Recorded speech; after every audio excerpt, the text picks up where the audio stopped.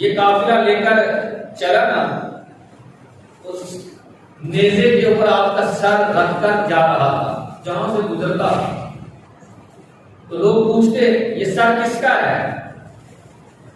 تو یہ کہتے ہیں یہ باغی کا سر ہے، جس نے حکومت کے خلاف جو ہے وہ قدم اٹھایا۔ قافلہ ایک جگہ شام کو جا کر رکا تو وہاں قریب ہی ایک راہب تھا، اس کا مقصد عبادت کرنا تھا۔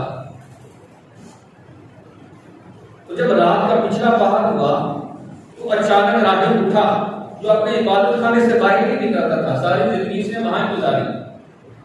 اچانک اٹھا تو ایک نیزے پر سر تھا، اس کے پاس گیا، جا کر پہرے دار سے کہنے لگا یہ سر کس کا ہے؟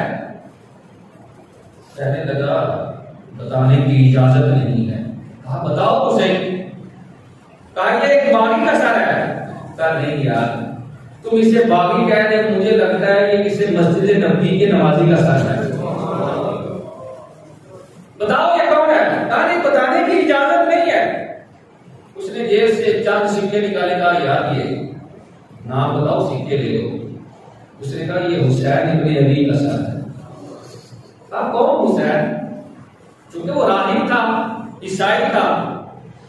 کہا یہ حسین ابن علی، اور علی جو ہے یہ ہمارے نبی کی جو بیٹی ہے لگتے جگر سے جیدہ فاطمہ، ان کے ساتھ نکاح ہوا ہے۔ تم نے اپنے نبی کے نواسے کو، افسوس ہے تم پر، چست ہے تم پر۔ ہمارے پاس اگر عیسیٰ علیہ السلام کا بیٹا ہوتا نا تو ہم جس طرح اس کو رکھتے آج دنیا دیکھتی، لیکن چست ہے تم پر کہ تم نے اپنے نبی کے نواسے کے ساتھ یہ سلوک کیا۔ پھر کہنے لگا یار چلو باتیں چھوڑو، جو تم نے کیا وہ تمہارے سر کے اوپر ہے، مجھے ایک رات کے لیے یہ سر دے بھی دیتے۔ نا یہ سر تو میں نہیں لے سکتا۔ دوسرے کا سنو میری بات، میری جمع پونجی جتنی میرے پاس زندگی میں دولت آئی ہے میں نے ساری جمع کی ہے، اور وہ ہے 80,000 درم، کئی ساری بوریوں کے اندر چاندی کے سکے ہیں۔ یہ ساری کی ساری چاندی تم لے لو اور ایک رات کے لیے یہ سر مجھے دے دو۔ اور سنو یہ سارا معاملہ تو پیسے کے لیے کیا ہے نا۔ اب بات تو تمہاری ٹھیک ہے، میں مشورہ کرتا ہوں۔ شمر کے پاس گیا، شمر نے کہا یار اتنی زیادہ دولت ٹھیک ہے دے دو، لیکن ایک بات اس سے پوچھو، اتنی دلچسپی کیوں اس سر میں رکھ رہے ہو؟ پوچھو اس سے۔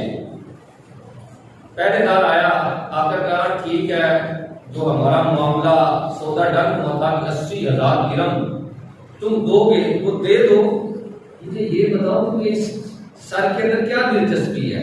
کہا سنو میں راہب ہوں، راہب کا مطلب یہ ہے کہ جو ساری دنیا سے کٹ کر جیتا ہے، میں نے ساری زندگی اس عبادت خانے کے اندر گزاری ہے اور بڑی مشقت والی زندگی گزاری ہے، دن کو روزہ رکھتا ہوں، ساری رات عبادت کرتا ہوں، گوشت نہیں کھاتا، اپنی پسندیدہ چیز کوئی نہیں کھاتا، اسی طرح مشقت والی زندگی گزارتا ہوں، ساری زندگی انجیل پڑھتا رہا ہوں، لیکن کبھی مجھے کوئی نور نظر نہیں آیا جو اس کٹے ہوئے سر کے اندر نور نظر آیا۔ تم کیا سمجھے؟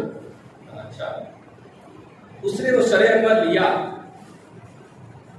اور اپنے خاص کمرہ میں آ گیا، لا کر اس کو بڑے اہتمام کے ساتھ سر کو دھویا، صاف کیا اور خوشبو لگائی۔ خوشبو لگا کر دوستانوں سر کے سامنے بیٹھ گیا۔ میں بیٹھا تو میں نے کیا دیکھا کہ امام کے سر انور سے آسمان تک ایک نور کا سکون ہے،